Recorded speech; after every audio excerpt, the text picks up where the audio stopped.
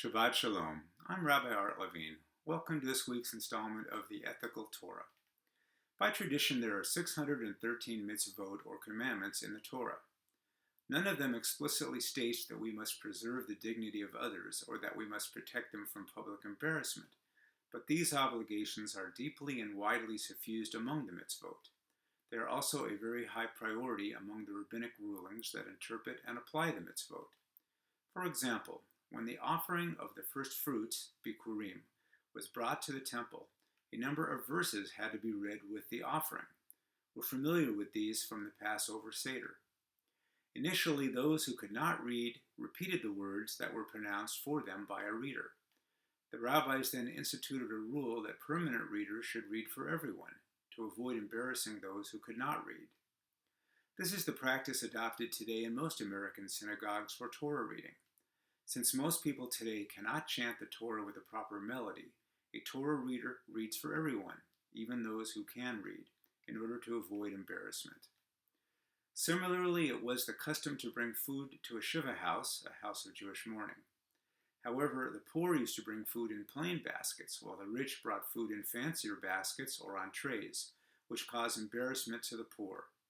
Therefore, the rabbis instituted a custom whereby everyone had to bring food in a plain basket to the house of mourning. Similarly, rich mourners would serve wine in clear glasses and the poor in colored glasses. To protect the dignity of the poor, the rabbis ordered that all must use the less expensive colored glasses. Sometimes the Torah's concern for human dignity isn't as obvious, although it is no less real or important. This week's Torah portion, DvarTorahTzav3, sets forth the circumstances and procedures by which sacrificial offerings were to be brought. During the days of the temple, for instance, some sacrifices were obligatory, some were voluntary donations of thanksgiving, and some were brought to atone for sin. In this last category were the chatah, sin offering, brought for an unintentional transgression, the asham, a guilt offering, brought, for example, for the sin of false swearing, and the olah, burnt offering, sometimes brought for improper thoughts, although it could be brought for other reasons as well unrelated to sin. If different locations at the temple had been designated for bringing the various sacrifices, spectators would know the nature of a person's sacrifice. The temple would become a place of public humiliation. To prevent this, the rabbis observed that the Torah specifically commands, in this week's Torah portion, in the place where the olah is slaughtered shall the chatah be slaughtered, and in the place where they slaughter the olah shall they slaughter the asham. Under this system, spectators would never know whether a particular sacrifice was a voluntary offering or something obligatory in expiation of a sin. This is one way the Torah sought to protect dignity and esteem even of sinners. Have you ever wondered why we say most of the Amidah silently? The rabbis used these same Torah verses about sin offerings as their source for a regulation that the Amidah is to be recited quietly in order not to embarrass people who confess their sins. Maimonides ruled that a person may violate any rabbinic, although not biblical, injunction in order to preserve human dignity.